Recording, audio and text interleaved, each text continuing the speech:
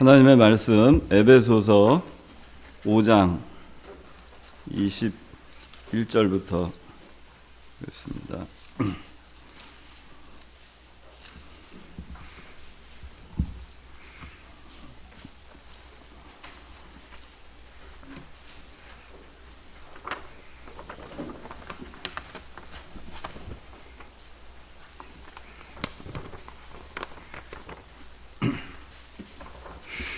예.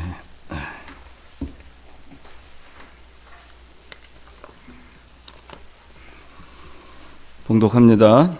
그리스도를 경외하는 가운데 서로 복종하여라. 아내들아 자기 남편에게 복종하기를 주께 하듯 하여라.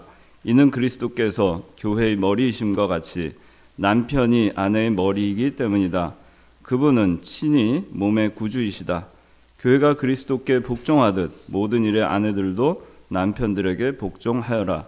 남편들아 아내 사랑하기를 그리스도께서 교회를 사랑하시고 교회를 위해 자신을 내어주신 것 같이 하여라. 이는 그리스도께서 교회를 물로 씻고 말씀으로 깨끗하게 하여 거룩하게 하시고 교회를 자기 앞에 영광스럽게 나타내서 티나 주름이나 이런 것들이 없이 거룩하고 흠이 없게 하시려는 것이다. 이와 같이 남편들도 자기 아내 사랑하기를 자기 몸을 사랑하는 것 같이 해야 한다. 자기 아내를 사랑하는 자는 자기를 사랑하는 것이다. 이와 같이 남편들도 누구든지 언제든지 자신의 육체를 미워하지 않고 자신을 양육하고 보살피기를 그리스도께서 교회를 위해 하시듯이 한다. 이는 우리가 그분의 몸의 지체들이기 때문이다. 그러므로 사람이 그 부모를 떠나 그의 아내와 연합하여 둘이 한 몸이 될 것이다. 이 비밀이 크다. 내가 그리스도와 교회에 대하여 말한다. 그러나 너희도 각각 자기 아내 사랑하기를 자기 몸같이 하고 아내도 남편을 경외하여라. 자, 오늘 말씀의 제목은 성경적 결혼입니다. 성경적 결혼.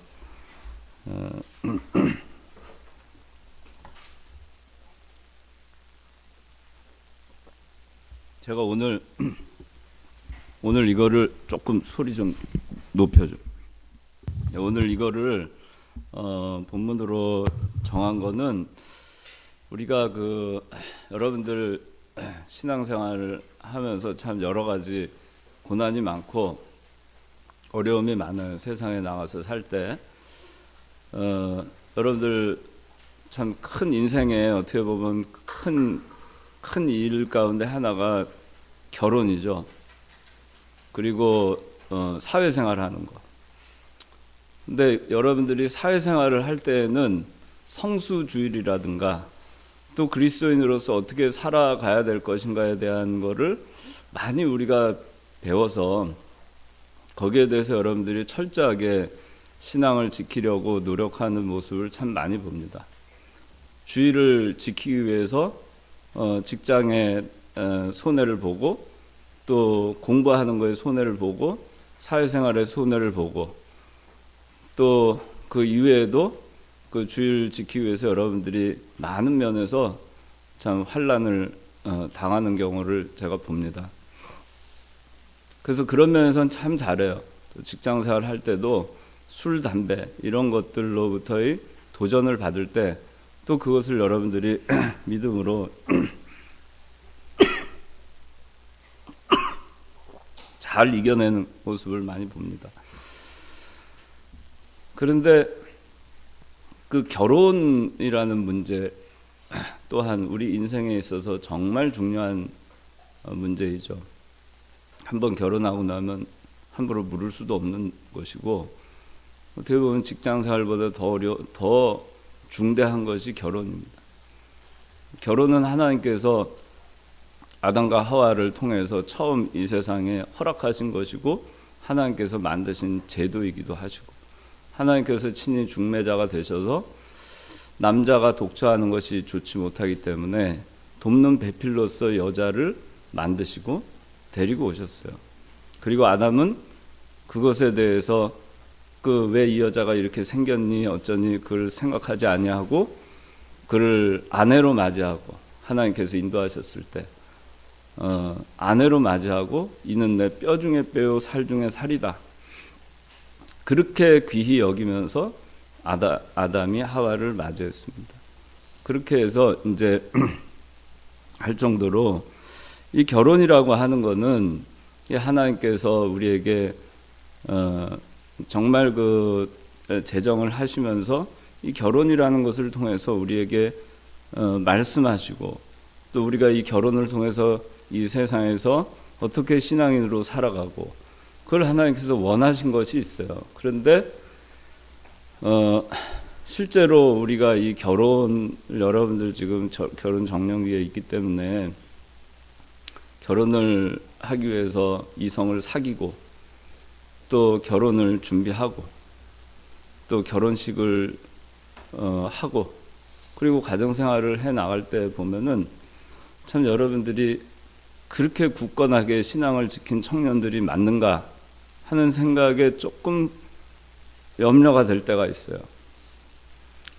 왜 우리가 이런 부분에 대해서 잘 못할까?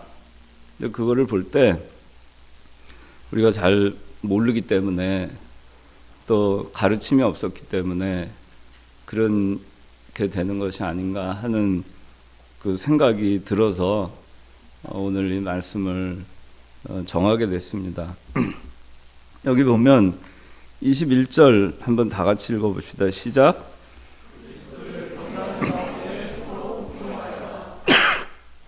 자, 결혼은 남녀가 하는 겁니다. 그런데 서로 복종하여라 앞에 뭐라고 냈냐면은 그리스도를 경외하는 가운데 서로 복종하여라 그랬어요. 이 얘기는 뭐냐면 부부가 서로 복종을 하되 우선순위가 뭐냐? 그리스도를 경외하는 겁니다. 이 가정을 하나님께서 주셔서 이 가정의 첫째는 남편도 아니고 아내도 아니고 그리스도입니다. 그리스도가 이 가정의 호주가 되시는 거예요.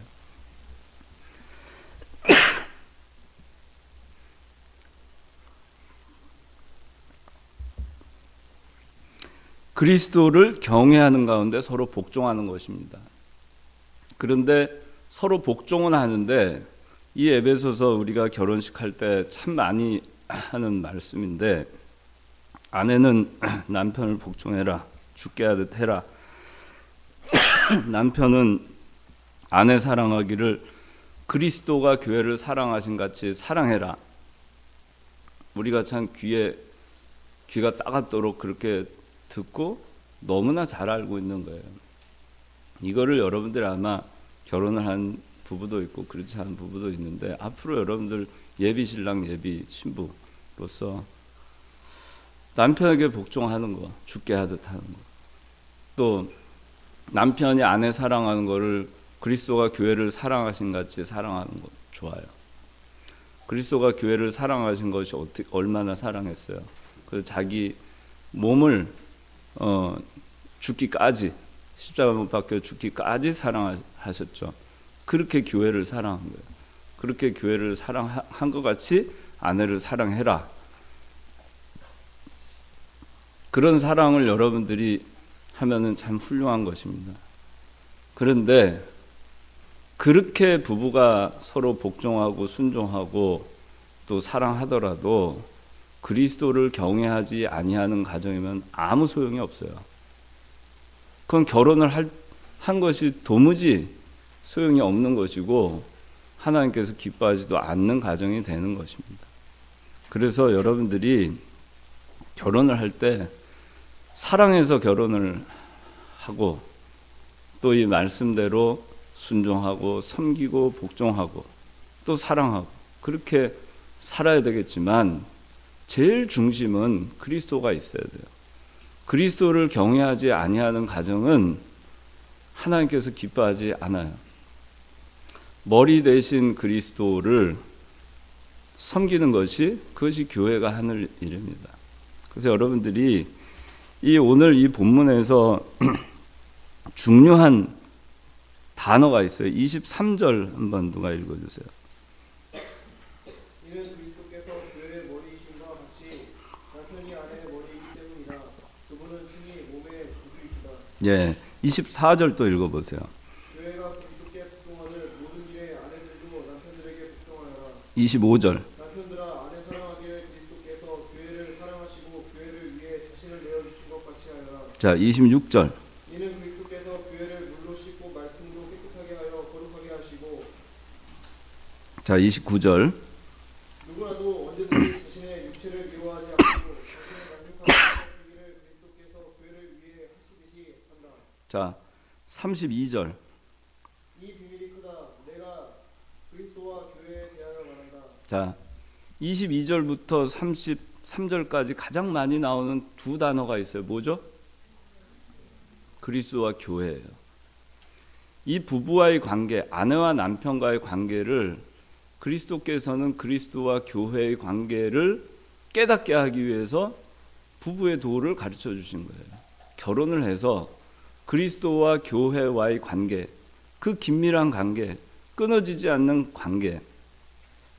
그리스도는 머리가 되시고 교회는 지체가 되고, 머리이신 그리스도께서 지체인 교회를 자기 목숨보다 더 중요하게 그렇게 사랑하신 것과 같이 머리인 남편이 지체인 교회와 같은 아내를 제 몸과 같이 사랑하라는 것이고, 교회는 그리스도, 머리이신 그리스도를 복종하는 것과 같이 아내는 남편을 그와 같이 복종하라는 것입니다. 따라서 결혼을 해서 남편과 아내의 관계, 그 질서를 통해서 하나님께서는 우리에게 뭘 가르치고 싶으셨느냐? 그리스도와 교회를 가르치고 싶으셨던 거예요. 그걸 깨닫게 하시려고 이 결혼 제도를 만드신 거예요. 내가 결혼해서 그리스도를 버리고 또 육신적으로 나가고 정욕으로 나가고 또 아내의 미모와 남편의 외모와 세상 명예 영광 이런 걸 쫓아서 가게 해서 세상에서 잘 먹고 잘 살고 남들 보기 좋은 쇼 윈도우 부부로 살으라고 결혼을 허락하신 것이 아니에요. 이 에베소서 6장 21절부터 33절에서 아내와 남편의 이 도에 대해서 얘기하실 때 핵심은 그리스도와 교회예요.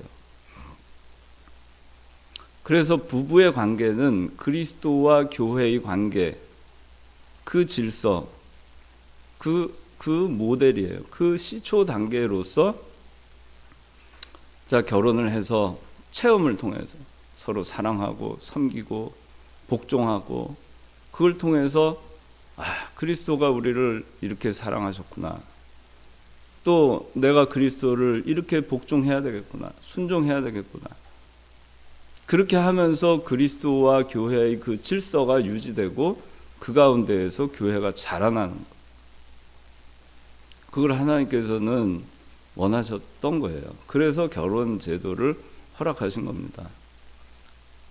아담과 하와를 하나님께서 허락하셔가지고 결혼을 시키셔서 뭐라고 얘기하셨죠? 결혼해서 너희 호의호식하고 육신적으로 살고 하나님 버리고 살아라. 그렇게 하지 않았어요. 결혼시켜서 뭘 명령한 결혼의 목적을 뭘 하셨냐면 창세기 1장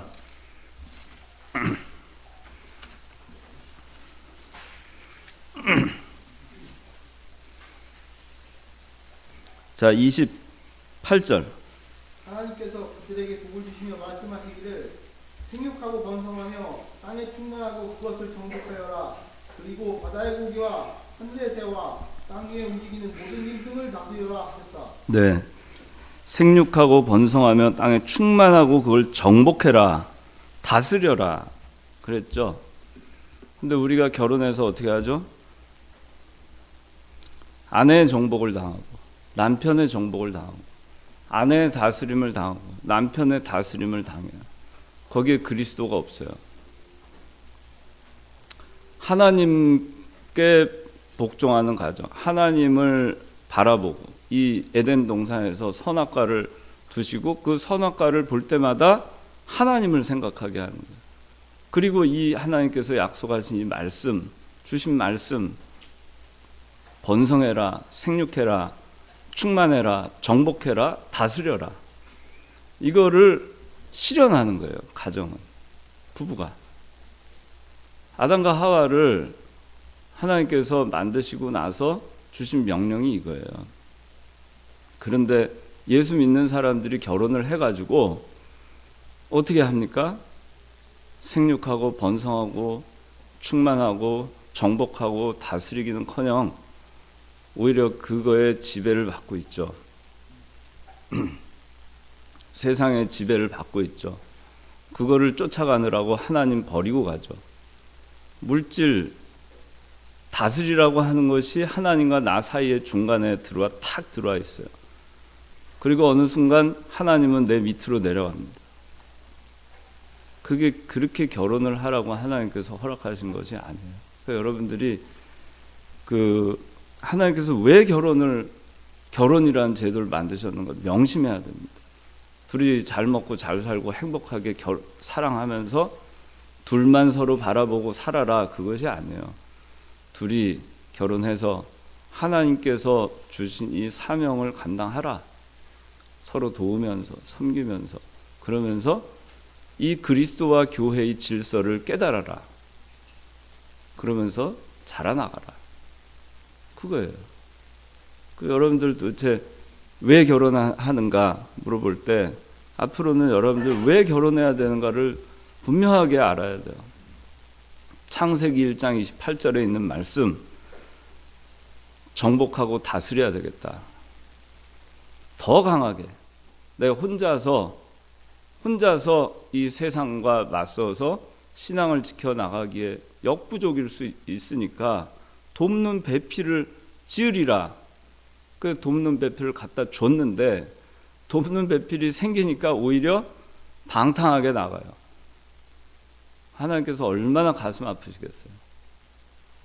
돕는 배필을 줬으면은 더 강하게 정복하고 다스리고 더 강한 신앙으로 그렇게 나가야 되고, 그 다음에 그리스도와 교회의 질서, 이거를 더 깊이 깨닫기 위해서 이 가정이 있어야 되는 거예요. 부부 관계를 통해서 그리스도와 교회의 관계를 절절히 깨닫게 하시려는 거예요. 남편은 끊임없이 사랑하고 아내는 남편을 순종하고 존경하고 존중하고 그렇게 함으로써 참 여기에 그리스도의 사랑과 섬김의 도가 여기에 있구나. 자기가 실천함을 통해서 그걸 알아나가는 거예요. 그런데 이건 다 그냥 쓰레기통에 내팽개쳐두고 그냥 서로만 바라보고 가는 거예요. 그 다음에 세상 물질만 바라보고 가는 거예요. 그러면 하나님께서 기뻐하지 않아요. 그렇게 우리가 이 결혼이라는 거에 대해서 여러분들이 환상, 어떤 그렇게 너무 그렇게 생각할 필요가 없어요. 그냥 성경대로 있는 그대로 생각하고 살면 돼요. 세상에 많은 사람들이 이 결혼에 대해서 참 왜곡해서 이렇게 참 하다 보니까 우리 예수 믿는 사람들이 성경적 결혼관을 다 잊어버리고, 그리고 그냥 세상 좋은 게 좋은 거지 하고 세상 사람들 사는 대로 그렇게 살아갈 때 이거는 하나님께서 허락하신 결혼과 다르기 때문에 그 결혼 생활을 하나님께서 축복할 수가 없어요. 그렇게 사는 가정을 하나님께서 복을 주실 리가 없어요. 그러니까 여러분들 명심해야 돼요. 그래서 여기 이 에베소서 5장에 22절부터 32절에 가장 많이 나오는 게 그리스도와 교회. 다 설명이 뭐냐면 그리스도가 교회에 하듯, 교회가 그리스도에게 하듯, 그렇게 다 돼 있어요. 부부의 관계는 그거예요. 그걸 위해서 결혼하라고 하신 거예요. 그걸 통해서 그리스도께 더 가까이 나아가고 그리스도를 더 많이 깨닫고 더 깊이 그리스도의 세계에 들어가도록 하기 위해서 결혼이라고 그걸 하신 거예요. 우리가 사람이 사랑하고 희생하고 자기 사랑하는 사람에서 헌신하고 죽을 수도 있잖아요. 그걸 통해서 그리스도가 나를 이토록 사랑하셨구나. 내가 사랑하는 사람 섬길 수 있잖아요. 이토록 섬기셨구나. 또 사랑하지 않아도 아내가 형편없는 아내고 형편없는 남편이라 하더라도 섬김으로써 우리가 과거에 그렇게 형편없는 존재였는데 그리스도께서 우리를 그렇게 섬기셨구나 하는 걸 깨닫는 거예요. 그 결혼이라는 걸 통해서. 그래서 여러분들이 결혼을 꼭 자기가 그냥 결혼해서 살아봤는데 결혼하기 전과 결혼 후하고 싹 달라지니까 너무 실망할 거 없어요. 그 가운데에서 그 결혼이라는 생활, 그리스도와 교회의 관계를 통해서 내가 세워나가는 겁니다. 그걸 통해서 더 신앙이 자라나고 그걸 통해서 그리스도께서 참 이렇게 나를 사랑하셨구나 하는 걸 아는 거예요. 여러분도 호세아 아시죠? 호세아 유명하잖아요. 자기 아내 고멜이 집에다 결혼해가지고 했는데 자식을 낳고도 집안 살림에 관심이 없고 바람이 나가지고 딴 데로 가요. 자꾸 집을 나가요. 호세아가 또 데려다 놓고 한이 없죠. 그래도 사랑하잖아요. 그래도 자기 아내로서 사랑하잖아요. 아내로서 사랑하고 어디 사마리아에 이제 그러다가 고멜이 노예로 팔려가죠. 호세아가 어떻게 해요? 자기 아내를 찾아가죠. 찾아가서 돈을 주고 그 노예의 삭스를 주고 아내를 다시 사옵니다. 그리스도가 마치 우리를 속량하시기 위해서 그리스도의 피값으로 우리를 사신 것 같이, 그래서 노예에서 해방시켜 주신 것 같이 그렇게 하는 거예요. 그런 걸 통해서 우리가 부부의 관계를 통해서 그리스도의 사랑을 배워나가는 거예요. 항상 행복한 게 아니에요. 부부 관계가. 그러니까 여러분들이 이 결혼에 대해서 너무 뭐라고 좀 어떻게 생각해요? 결혼에 대한 환상이라고 하나요? 너무 그렇게만 생각하면 안 돼요. 결혼을 통해서 내가 여기 오늘 21절에 제일 핵심이에요. 그리스도를 경외하는 가운데 결혼 생활하자. 그거예요. 21절에 다 같이 읽어봅시다. 시작. 그리스도를 경외하는 가운데 서로 복종하여라. 이 얘기는 그리스도를 경외하는 가운데 서로 부부 생활을 하자. 그런 얘기예요. 그리스도 경외하지 않는 가정은 하나님께서 기뻐하지 않아요. 그러니까 여러분들이 결혼을 할 때 내가 결혼해서 돕는 배필이 생겼으므로 나 혼자 그리스도를 경외하는 그 삶보다도 더 견고하게 든든하게 그리스도를 경외하자. 그러기 위해서 나는 결혼한다. 그렇게 해야 돼요. 그렇게 여러분들이 만약에 결혼할 때 그런 생각을 하지 않았으면 여러분들 마음을 고쳐 먹으시기 바랍니다. 이제부터 여러분들 내가 결혼해서 사는 그 결혼 이 가정의 제일 1차적인 목표가 그리스도를 경외하는 거예요. 이 가정, 그리스도 경외하는 가정, 그리스도 경외하는 가정, 돕는 배필로 인해서 더욱더 경외하는 가정. 나 혼자서 환난과 시련을 극복하지 못하지만 돕는 배필을 통해서 더 견고한 가정, 더 경외하는 가정, 더욱더 이겨나가는 가정, 더욱더 믿음을 지켜나가는 가정, 더욱더 주의를 지켜나가는 가정, 그런 가정이 돼야 됩니다. 그래서 32절에 이렇게 말씀하신 거예요. 다 같이 읽어봅시다. 시작. 자, 아내와 남편에 대해서 쭉 얘기하셨죠. 그런데 여기 결론은 뭐라고 얘기하죠? 내가 그리스도와 교회에 대해서 말한다. 이렇게 얘기하신 거예요. 아내와 남편에 대해서 말한다. 그렇게 하지 않았고 그리스도와 교회에 대해서 말한다. 이렇게 얘기하신 거예요. 아내와 남편과 아내의 관계는 그리스도와 교회에 대하여 하나님께서 말씀하시는 거예요. 그렇게 여러분들 명심하고 결혼에 대해서 생각을 해야 됩니다. 자, 그래서 오늘은 제가 조금 그래서 이런 결혼에 대한 그 성경적 가치관을 여러분들이 가지시고 그러면은 이제 결혼을 해야 되는데 꼭 우리 고린도 전서 7장에는 꼭 결혼을 하라고 하지는 않았어요. 그러나 결혼을 하되 그러나 자기가 이 결혼을 하지 않고도 자기가 하나님 그리스도를 경외하는 것을 하는데 그렇게 할 수 있으면 결혼하지 않아도 된다고 사도 바울은 얘기하고 있어요. 그게 성경의 가르침이에요. 결혼을 하되 또 결혼 안 해도 좋다라는 거예요. 그런데 그렇기 때문에 자, 우리가 이제 결혼을 내가 해야 될까 말아야 될까? 여기 지금 보면은 이거 다 받았어요?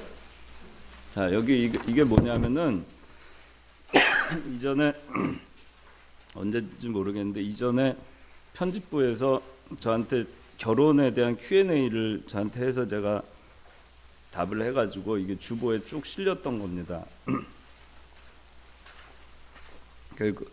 그래서 자, 여기 보면 자 5번 보세요. 5번. 자, 여기 보면 결혼 정년기가 되면 누군가 교제하는 일에 더욱 신중해지게 된다. 그렇게 맞선을 보는 일도 좋은 사람이 생겨서 진지한 만남으로 이어진 이래도 고민이 많아진다. 성도 간의 이성 교제 중 피치 못하게 헤어지게 된다면 자신뿐 아니라 가족들에게까지 좋지 않은 영향이 끼치지 않을까 하는 마음에 선뜻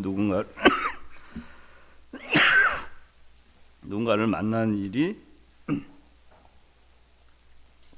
자, 걱정스러운데 어떻게 하면 좋을지 알려주세요. 여기 마가복음 10장 9절에 하나님께서 짝지어 주신 것을 사람이 갈라놓지 않도록 하여라고 되어 있습니다. 이 말씀 뭐냐면은 결혼은 하나님께서 짝지어 주시는 것을 의미해요. 그렇기 때문에 결혼에 대해서 걱정할 필요가 없어요. 하나님이 필요하면 짝지어 주실 것이고 그렇지 아니하면 사도 바울처럼 혼자 살 수도 있어요. 이삭의 아내 리브가가 그 물길로 나왔다가 아브라함이 보낸 노종을 만나잖아요. 그가 그때 자기 신랑감이 누구일지 알았을까? 몰랐어요. 거기서 그냥 자기 신랑이 어떻게 생겼는지 그것도 모른 채 결국에는 결혼을 하기로 하고 이삭에게로 갑니다. 이삭은 리브가가 왔을 때 기뻐했어요. 이건 뭐냐면 하나님의 인도와 주장과 섭리를 믿는 신앙이에요. 하나님께서 짝지어 주신 거, 하나님께서 짝지어 주실 것을 믿는 거죠. 그렇기 때문에 여러분들 결혼 나이가 얼마 됐는데 왜 결혼 안 하냐, 또 몇 살이면 꼭 해야 된다, 이런 어떤 세상적인 대세와 세상적인 관념에 의해서 결혼을 꼭 할 필요는 없어요. 여러분들이 결혼을 한다면 하나님께서 짝지어 주실 것을 믿고 기도하고 하나님의 섭리와 주장과 인도를 받아서 거기에 순종하는 그런 믿음으로 결혼할 생각을 하고 있으면 하나님께서 때가 되면 인도해 주실 겁니다. 그래서 여기에 대해서 너무 어떤 세상 사람들이 바라보는 시선, 세상 사람들이 결혼에 대해서 갖는 가치관, 세상 사람들이 결혼 이렇게 하면 해야 되고 어쩌면 해야 되고 많이 하잖아요. 그런 거 신경 쓸 필요 없어요. 그냥 성경대로 믿으면 돼요. 또 명절이나 이런 때 가면 왜 결혼 안 하냐 물어보죠. 그러면 어른들이 다 나를 걱정해서 얘기해 주시는 거 없겠거니 하고 감사함으로 받으면 돼요. 명절 때 가기가 싫다. 가면은 왜 결혼 안 하냐, 왜 애는 안 낳냐 물어보니까 참 짜증난다 그럴 거 없고 다 걱정해서 하시는 걸로 알고 나는 그냥 하나님께서 인도하시는 거를 때를 기다린다. 그 마음 편하게 있으면 돼요. 그렇게 해서 결혼을 하는 겁니다. 근데 그 교회에서도 아마 그 전도사님들 여자 전도사님들이 아이고 저기 처녀 총각들 있으면은 이렇게 연결해 주려고 아마 많이 쫓아다닐 거예요. 근데 그러면 또 그것도 감사함으로 그냥 받으면 돼요. 받고 자기가 지금 생각이 없으면 안 한다고 하고 안 만난다 하고 그렇게 하면 돼요. 이 교회에서 너무 이렇게 많이 이렇게 저기 선을 이렇게 보다 보면은 잘 되면 좋은데 또 교회가 말이 많은 곳이에요. 말이 많으니까 좀 안 되면은 뭐가 문제가 있어서 안 됐니 저째 그런 있지도 않은 것까지 얘기가 돌 수 있기 때문에 그만큼 여러분들이 신중하게 그렇게 해서 해야 됩니다. 하나님께서 기도해 보고 하나님께서 만나라 그런 그 하나님께서 이렇게 그 여러분들을 인도해 주시면 그러면 하고 그냥 아무나 막 만나고 그럴 필요는 없어요. 그러니까 여러분들이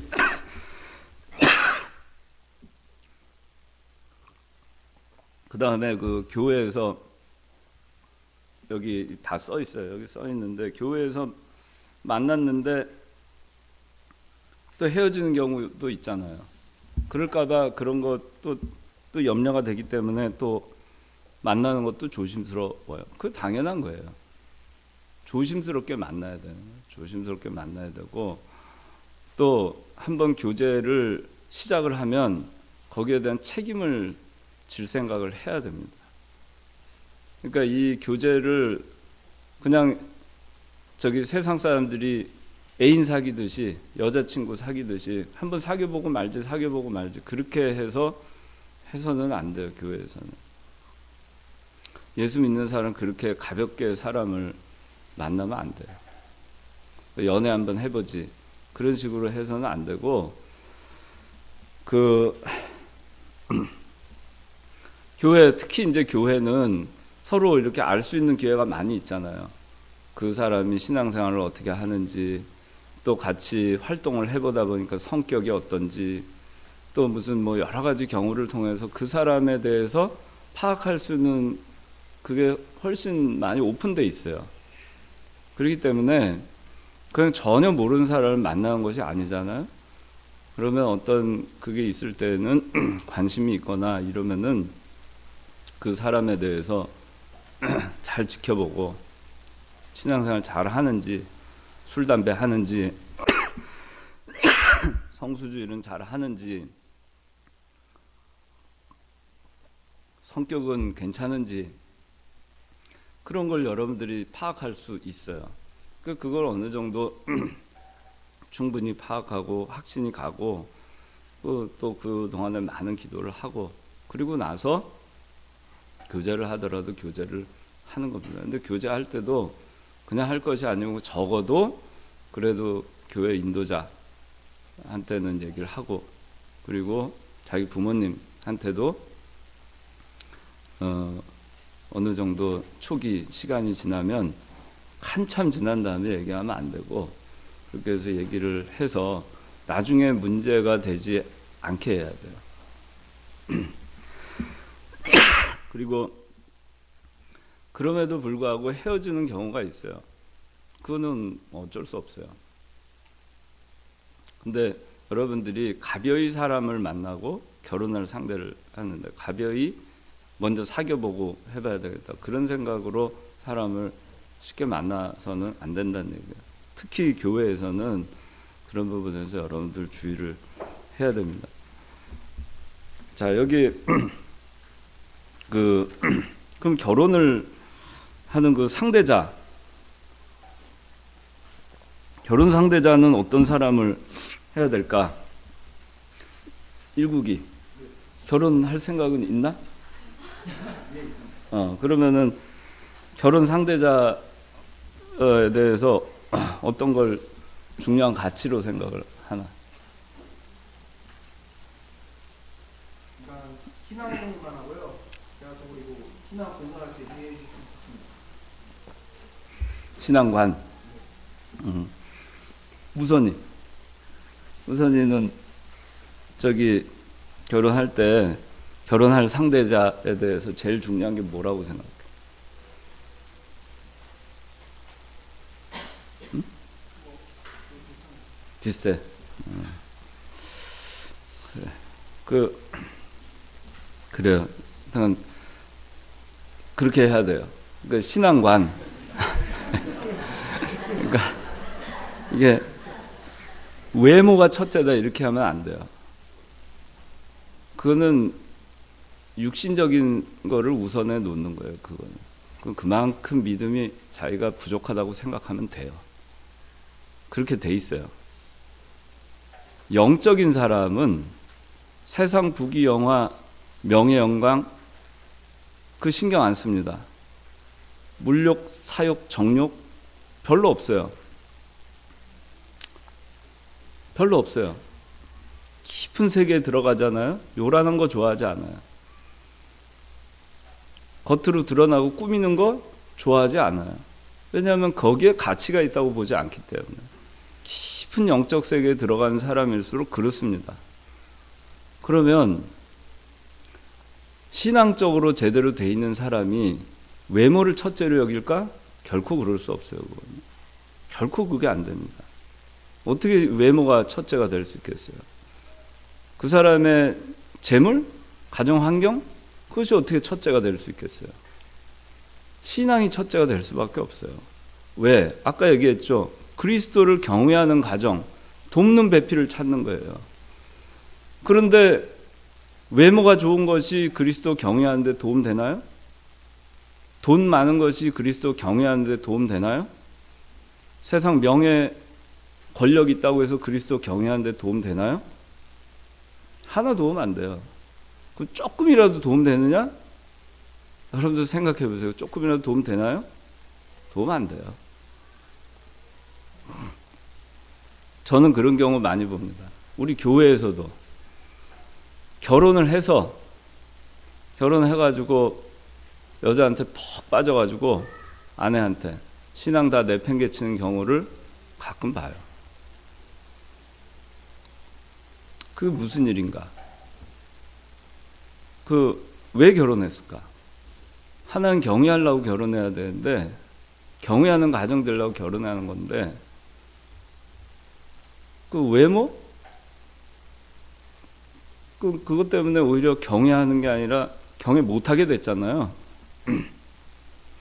하나님 경외하는데 방해가 될 거는 그건 아예 고려 대상에 넣으면 안 돼요. 여러분들 사회생활 할 때도 주일 지키기 어려운 직장이면 아예 고려 대상 안 되잖아요. 그렇죠? 그래요, 안 그래요? 주일 뻔히 어길 거 알면서 그 직장 취직해요, 안 해요? 안 하잖아요. 그런 믿음은 있으면서 왜 평생 한번 결혼하면은 그만두지도 못할 직장은 그렇게 모르고 들어갔는데 그만두면 되잖아요. 근데 결혼하고 나면 그만두기 쉬워요? 평생 죽을 때까지 같이 살아야 되는데 경외하는데 지장이 있을 사람을 왜 결혼합니까? 그렇잖아요? 여러분들은 도대체 뭐 때문에 결혼하는가? 그걸 잘 생각해야 돼요. 경외하는데 지장이 있을 거는 하면 안 돼요. 아예 그거 고려 대상에 넣으면 안 돼요. 그거는 아무것도 아니에요. 자, 잠언 31장 30절 한번 다 찾아보세요.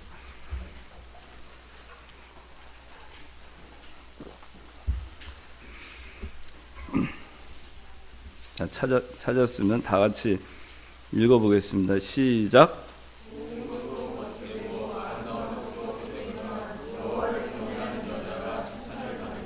네, 고운 것도 거짓되고 아름다운 것도 헛되다 그랬어요. 성경 말씀이에요. 이사야 40장 8절에는 푸른 마르고 꽃은 시든다고 얘기했어요. 물론 아름다운 것은 좋은 겁니다. 근데 거기에 빠지면 안 돼요. 아무리 좋은 거라도 그것이 하나님보다 더 소중하게 생각이 되는 수준이 되면은 그건 여러분들이 그건 잘못하는 거예요. 아름다운 건 좋습니다.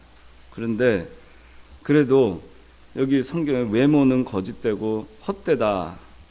고운 것도 거짓되고 아름다운 것도 헛되다. 그게 뭐냐면은 변한다는 거예요. 지금은 참 꽃같이 아름답죠. 그 꽃이 시드는 겁니다. 때가 되면. 풀은 마르게 돼 있어요. 아름다운 것을 제1의 가치로 해서 그렇게 해서 결혼을 하면 아내가 남편이 못생겨지면 어떡하겠어요? 사고를 당해서 못생겨지면 어떡하겠어요? 어떡할 거예요? 그거는 지나가는 거예요. 그것이 제1의 가치가 될 수가 없어요. 그래서 그렇기 때문에 성경은 고운 것도 거짓되고 아름다운 것도 헛되다 그랬어요. 여호와는 중심을 보시는 하나님이라 그랬어요. 외모를 보시는 분이 아니라. 사무엘이 그 사울의 후계자를 구하러 이새에게 갔을 때 첫 번째 아들 보여줬어요. 너무 아주 잘생겼어요. 키도 크고. 그래서 사무엘이 심중에 무슨 생각했냐면 이 사람이 기로구나. 이 사람이 기름 부음 받을 자구나. 그러니까 그때 하나님께서 사무엘에게 하신 말씀이 그거예요. 나는 외모를 보지 아니하고 중심을 본다. 그래서 사무엘이 둘째 어디 있습니까? 셋째 어디 있습니까? 그렇게 해나간 거예요. 그래서 말째인 8째 다윗이 기름 부음 받게 된 겁니다. 다윗은 불림 받을 때 양치고 있었어요. 필드에서. 얼마나 땀이 나고 거칠었겠어요. 제대로 꾸미지도 못한 채. 달려왔어요. 거기서 기름 부음 받은 겁니다. 하나님은 외모를 보시는 분이 아니에요. 근데 우리는 왜 외모를 볼까? 하나님은 안 보시는데 중심을 보시는데. 베드로전서 3장 3절에서 4절에는 이 장신구나 뭐나 뭐 땀머리나 이런 거 외모 옷이나 이런 화려한 옷으로 꾸미지 말고 마음에 숨은 사람이 값지다 그랬어요. 마음을 단장하라. 속사람을 단장하라. 속사람이 꽉 찬 사람이 그 사람이 제대로 된 사람이에요. 외모가 아무리 아름다우면 뭐 하겠어요. 속은 형편없다면 그건 소용없는 거예요. 여러분들도 그러겠죠. 외모도 괜찮고 속도 꽉 찼으면 금상첨화합니까? 뭐 그럼 그 말에 대해서 제가 부정하고 싶은 생각은 없으나 그러나 여러분들이 그걸 쫓아가면 안 된다 그러네요. 그런 사람이 세상에 얼마나 있겠어요. 그 사람이 내 남편이고 내 아내가 될 생각을 그 허상을 쫓아가지 마세요. 그냥 하나님께서는 딱 잘라서 얘기했어요. 나는 외모도 보고 그렇지만 중심을 보느니라가 아니고 나는 외모를 보지 않고 중심을 보느니라 그랬어요. 그게 성경이에요. 외모는 보지 말란 얘기예요. 이 외모를 보지 않는 이 가치관이 굉장히 중요한 겁니다. 사람의 외모를 보지 않을 때 그 사람은 더 깊은 내면 세계를 볼 수 있어요. 더 깊은 영적 세계를 볼 수 있는 사람이 됩니다. 외모를 보는 사람은 뭘 보겠어요? 물질로 잘 치장하고 꾸미는 걸 봐야 되죠.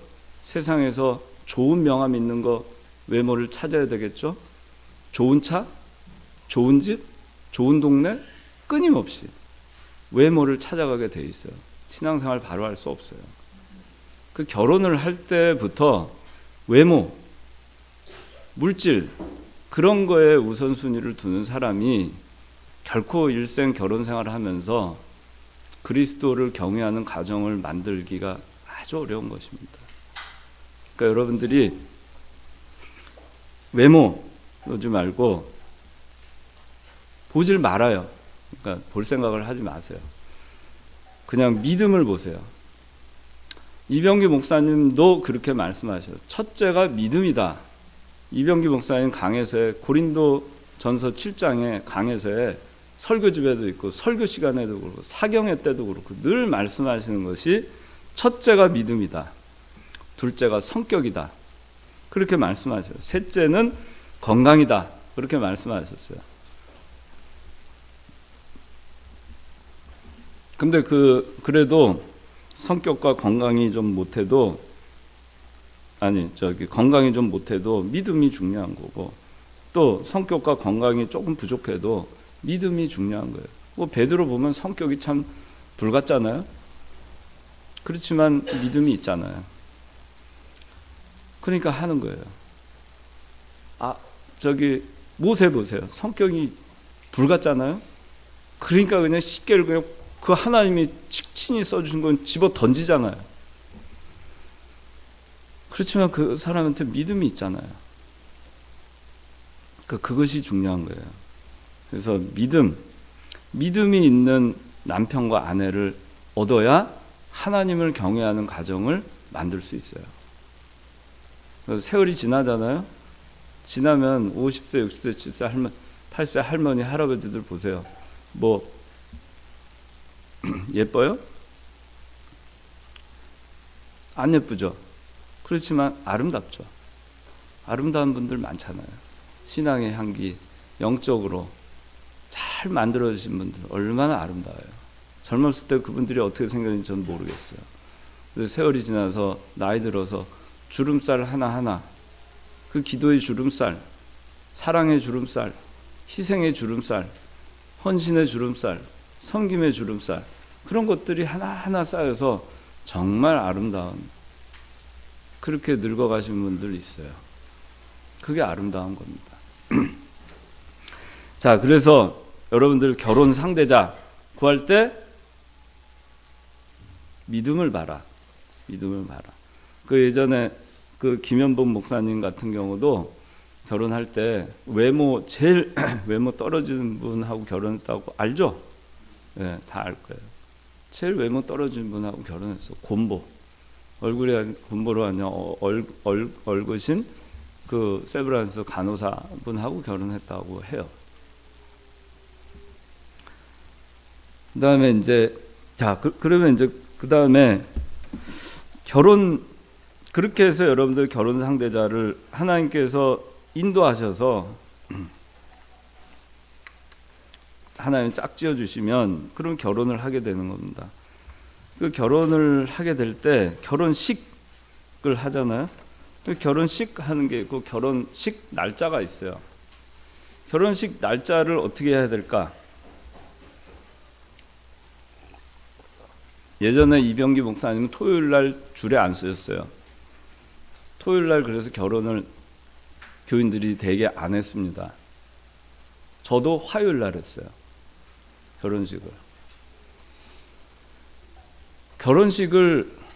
결혼식 날짜가 왜 중요하냐? 무슨 요일 날 하는 게. 그러면 결혼식을 토요일 날 한다고 칩시다.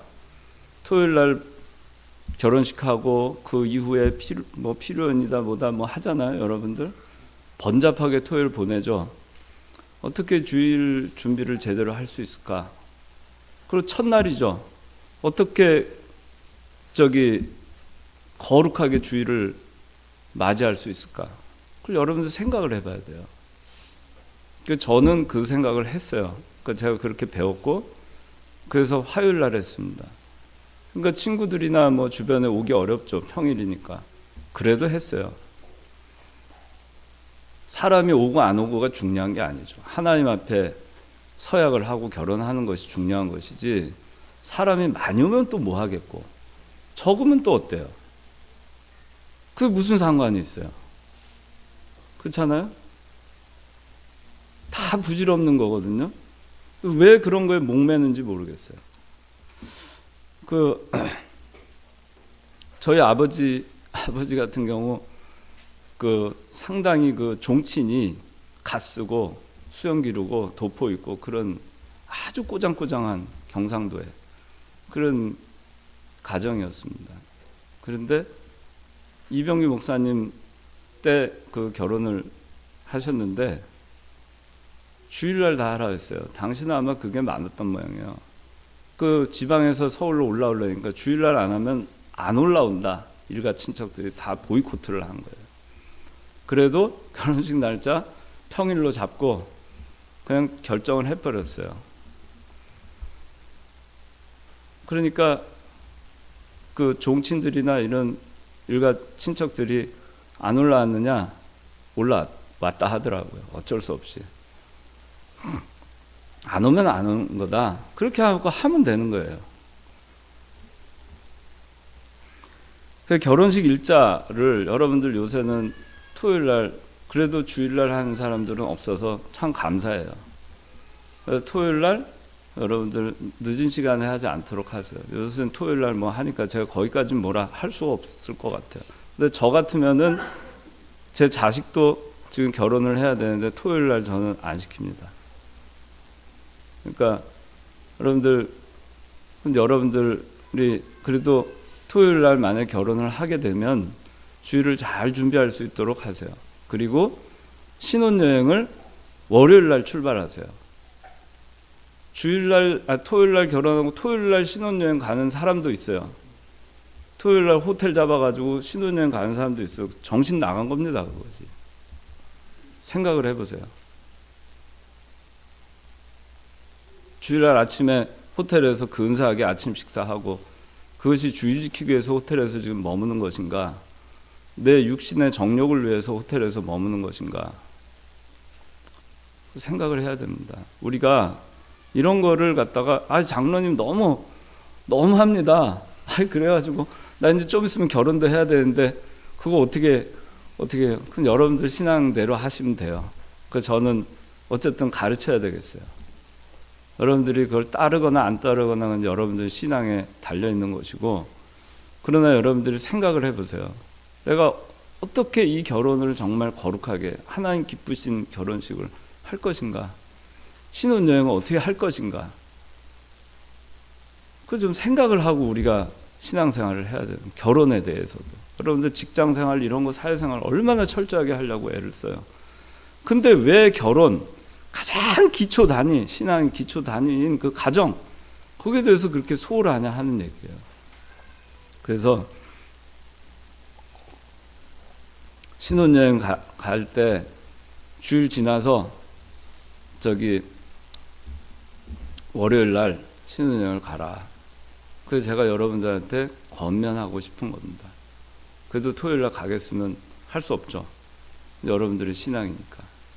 제가 뭘로 그거를 제재를 하겠어요. 여러분들 신앙입니다. 주일날 신혼여행 출발해도 여러분들 신앙이에요. 그러나 하나님께서 과연 기뻐하실까?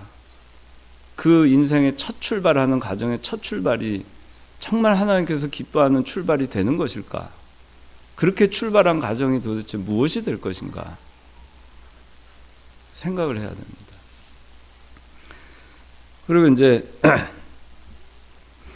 결혼식 이거까지만 해야 되겠네요. 너무 많은 시간이 많아서 많이 가가지고 여러분들 이거 아마 오늘 다 나눠줬을 거예요. 이게 뭐냐면은 여러분들 한문 있어 잘 보기 어려울 수 있는데 이것이 이병규 목사님의 스승이신 김현복 목사님 때 김현복 목사님이 쓰시던 결혼식 순서예요. 이거를 거의 준용해서 이병규 목사님이 이렇게 해서 이거 여러분들 아마 우리 교회 주례를 하는 결혼식은 다 이렇게 될 겁니다. 근데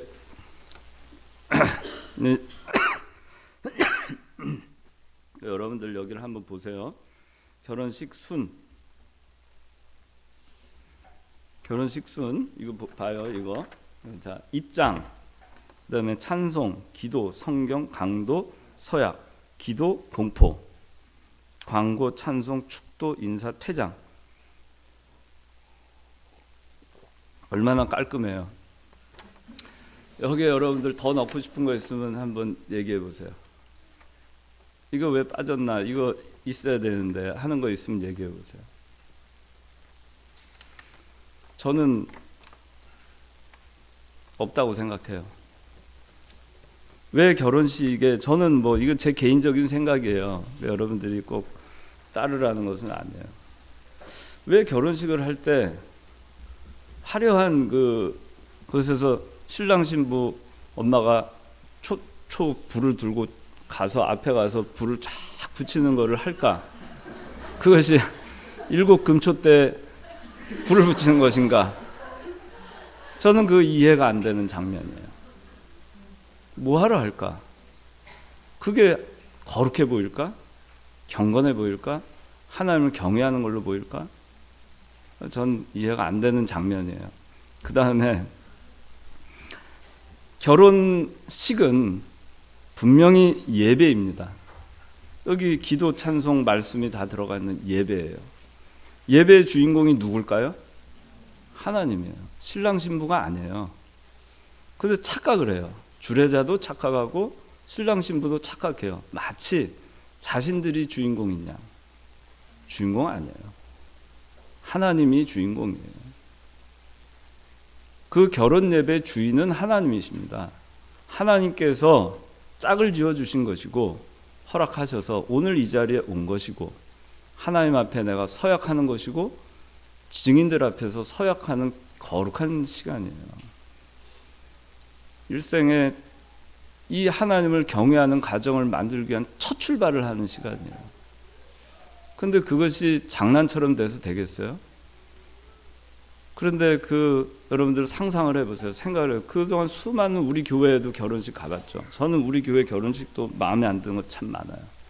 왜 우리 교회 집사님들 그 오랜 동안 신앙생활 하신 분들이 왜 그렇게밖에 결혼식을 할 수 없을까? 저는 잘 이해가 안 됩니다. 여러분들은 뭐가 부족해서 그거를 거절하지 못할까? 저는 잘 이해가 안 됩니다. 하나님을 기쁘게 하랴, 사람을 기쁘게 하랴. 답은 정해져 있는 거예요. 근데 왜 그걸 못할까? 사회생활을 하는 데선 그렇게 신앙을 잘 지키면서 왜 결혼에 대해서는 그렇게 무너질까 쉽게? 뭐 때문에? 아내 눈치 보느라? 남편 눈치 보느라? 양쪽 집안 눈치 보느라? 그 뭐 그렇게 중요할까? 여러분들이 생각을 해야 됩니다. 어떻게 해야 될까? 그래서 결혼식을 하는데 또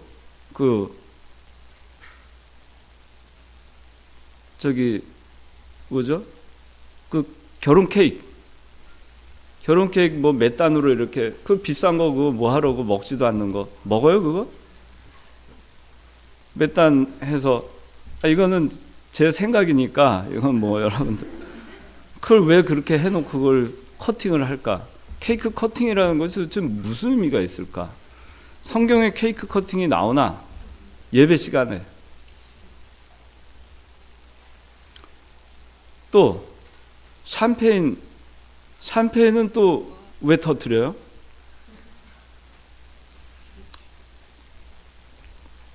그게 무알코올이라 하더라도 하면 안 됩니다. 데살로니가 전서 5장 21절 한번 다 찾아보세요. 왜 안 되는가? 데살로니가 전서 5장 21절. 모든 것을 구별하고 선한 것을 취하여라. 악은 어떤 모양이라도 버려라. 네. 악은 어떤 모양이라도 버리라 그랬어요. 보통 술 이렇게 보통 샴페인 하면 술로 알잖아요. 포도주 알잖아요. 따르잖아요. 무알콜인지 아닌지 어떻게 압니까? 모양이 똑같은데. 그리고 또 거기서 해서 또 러브샷을 해요. 악은 모양이라도 버리라고 했어요. 이거는 여러분들 앞으로 하게 되면 하지 마세요. 이거는 케이크 커팅까지는 뭐라 안 하겠지만 샴페인 터뜨리고 술 마시는 모양 같은 거 흉내도 내지 마세요. 그게 얼마나 불경건한 일인지 그걸 여러분들 생각해야 돼요. 하나님께서 허락해서 하는 가정의 첫 출발하는 자리에서 그래 술 마시는 모양을 취하고선 시작하는 게 그게 말이 됩니까? 그게 그렇게 해서는 안 돼요. 그러니까 앞으로 여러분들 결혼식 할 때 이 김현복 목사님 이걸 여러분들 나눠준 거는 이거대로 해라 그런 얘기예요. 이거대로 해라는 얘기예요. 이거대로 하기 싫으면 뭐 할 수 없어요. 그런데 이거대로 하기를 저는 권합니다. 이것이 성경적이에요. 그리고 그 다른 거 그 손님들 생각하고 뭐 이런 거 생각해 가지고 그런 거 다 신경 쓰지 마세요. 결혼식 할 때는 오로지 이제 결혼 예배 때 오로지 하나님께서 기뻐하시는 모습에 들어가는 것만 넣으세요. 그 이외에는 사람의 눈치와 사람의 평가를 전혀 신경 쓰지 마세요. 그렇게 결혼 예배를 드리세요. 그것이 여러분들 첫 출발, 첫 단추 바로 깨는 겁니다. 처음부터 하나님 경외하는 가정이라는 그걸 처음부터 딱 보여줘야 돼요. 부모님 뭐라 해도 핍박을 해도 그냥 그렇게 결혼식 치르는 겁니다. 그렇게 치르는데 누가 와가지고 난리를 쳐도 꿋꿋하게 그 결혼식이 난장판돼도 괜찮아요. 그래도 그렇게 치르는 것이 그것이 거룩한 결혼이에요. 그렇게 하는 것이 옳은 겁니다. 그리고 우리 청년들은 그런 거 별로 없는데 웬만하면은 좀 교회 예식장에서 하면 좋고 그게 안 되면은 딴 데 가서 하더라도 경건하게 결혼식을 치를 수 있는 곳에서 했으면 좋겠어요. 너무 요란한 세상 풍조에 이렇게 그렇게 돼 있는 그런 결혼식 하지 말고 또 결혼식장을 그런데 고른다 하더라도 사전에 거기서 어떻게 하는지를 봐서 덕이 안 되는 거는 다 빼세요. 그 옵션을 다 빼버려야 돼요. 저 또 이해 안 되는 거 하나 더 얘기하자면 나갈 때 폭죽을 팍 터뜨리고 그리고 이 칼 여군 의장대 같은 사람들이 칼을 양쪽으로 쫙 이렇게 하는 게 있어요. 그게 어디서 온 건지 저는 모르겠어요. 그런 거 뭐 하러 해요? 하면은 사람들이 참 결혼식 정말 부럽다, 부럽게 했다. 그렇게 생각할 것 같아요. 여러분들 그렇게 생각해요? 그거 볼 때 부러워요? 실제로? 부러웠어요? 부럽지 않은 거 할 필요 없어요. 남들 부러워하지도 않는 거 뭐하러 그걸 합니까? 이게 다 외모 지상주의 하다 보니까 그런 것도 허세를 부리는 거예요. 허례 허식. 그 결혼식도 간소하게 하세요.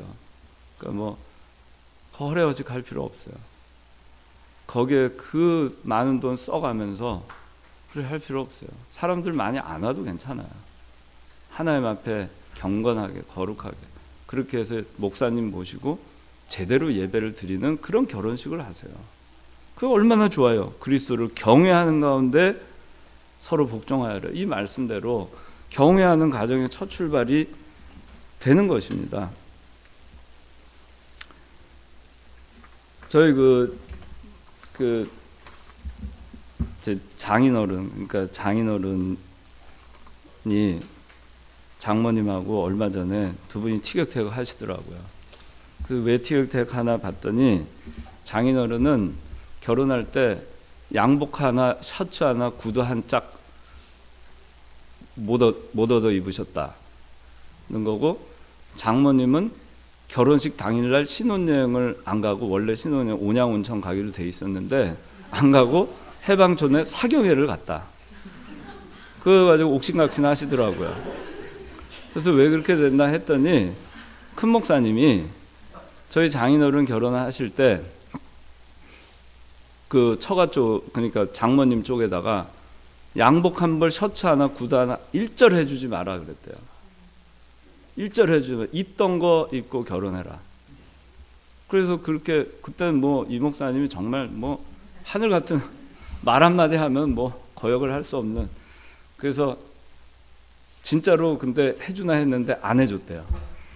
그리고 장인어른은 그날 결혼식 해서 처가 쪽에서 다 온양온천하고 패키지로 다 해서 이걸 해놨는데 결혼식 끝나고서는 어디 가서 차 한 잔 딱 다방 같은 데서 차 한 잔 마시더니 차 타고 가자 하더래요. 그 버스를 타고 쭉 갔는데 내리는 데가 어느 교회 앞에 딱 내리더래요. 그 내려서 들어가 보니까 사경회를 하고 있더래요. 그 사경회 하고 신혼여행 보고 다 관두고, 그러고선 남들은 다 신혼여행 간 줄 알고 있으니까 그걸 또 알리진 못하고 그 먼 친척 집에 가서 뒷간 저 문간방에서 첫날 주무셨다 그러더라고요. 그게 장모님은 저기 한이 돼가지고. 근데 저는 참 멋있어 보였어요. 첫날 참 믿음으로 시작하고 검소하게 시작하고 그리고 첫날 사경회로 그 가정이 시작이 됐을 때 참 얼마나 그 참 하나님께서 기뻐하셨을까 하는 거예요. 제가 얘기할 걸 다 얘기했나 모르겠어요. 오늘 뭐 저기 좀 시간이 많이 가긴 했는데 얘기할 거를 다 했나? 그래요. 다시 얘기하지만 결혼식 할 때 이벤트 같은 거 하지 마세요. 이벤트 다 없애버리세요. 이벤트 그거 하면 뭐 해요? 그거 보는 사람 여러분들 이벤트 하는 거 보면 부러워요? 남 이벤트 하는 거 보면 신부 안고서 일어났다 앉았다 하는 거 보면 부러워요? 부러워요? 아무도 안 부러울 거예요. 그거 부럽지도 않은 걸 뭐하러 합니까? 그거. 그렇잖아요. 그러니까 그런 거 하지 말고 샴페인 그런 거 악은 모양이라도 버렸으면 그건 절대로 하지 말고 또 손님들한테 술 접대하지 마세요. 그래서 여러분들 제가 주례를 할 때는 제가 주례를 할 때 이 예배 순서를 지킬 수 없다고 하나를 딴 거를 넣었으면 해서 제가 거절한 적도 있어요. 저는 그렇게 주례는 못 본다. 예배기 때문에. 그랬어요. 그러니까 그만큼 우리가 이 결혼 예배를 중시해야 돼요. 근데 하객들한테 술 대접하면 안 됩니다. 그러니까 여러분들이 그 결혼식장을 정할 때 거기서 나도 모르는 사이에 뭐가 이렇게 되는 게 있어요. 거기 패턴대로. 그것까지 여러분들이 챙겨야 됩니다. 그래서 덕을 끼치는데 손해가 없어야 돼요. 그 잘 예배를 드리고 나왔는데 식당에 와서 보니까 소주하고 맥주가 딱 올라 있고 포도주가 올라 있고 그거 은혜가 안 돼요. 덕이 안 돼요. 그러니까 여러분들이 그런 것까지 여러분들 부모님들이 좀 부족해서 우리 교회 집사님이고 뭐 해도 부족해서 그런 걸 못 챙긴다 하더라도 여러분들이 오늘 이 시간 이후부터는 그런 부분들을 철저히 챙겨서 그리스도를 경외하는 가정 첫 출발이 제대로 되시기를 정말 부탁합니다. 기도하겠습니다. 거룩하신 아버지 하나님, 우리가 세상에 나가서 신앙생활 할 때 다른 부분에서는 우리가 굳건하게 신앙을 지킬 줄 알면서 이 그리스도를 경외하는 그 가정이 되라고 하나님께서 허락하여서 결혼을 하게 되는 그 첫 순간부터 저희가 신앙이 무너지는 모습을 볼 때가 많이 있습니다. 오늘 말씀을 통해서 그리스도를 경외하라고 이 가정을 하나님께서 허락해 주신 것을 기억하고 또 다스리고 또 정복하라고 이 가정을 주셨고 또 그리스도와 교회의 질서 이 관계를 더 깊이 깨닫게 하시려고 결혼을 허락하신 줄 알고 저희가 앞으로 여기 청년들 결혼을 준비할 앞으로 하게 될 많은 우리 청년들 하나님께서 이 믿음으로 결혼을 하게 해주시고 이미 결혼한 가정에도 하나님께서 이 오늘 주신 말씀을 통해서 말씀대로 살아가는 그리스도를 경외하는 가정이 될 수 있도록 은혜 베풀어 주시옵소서. 예수님 이름으로 기도하옵나이다.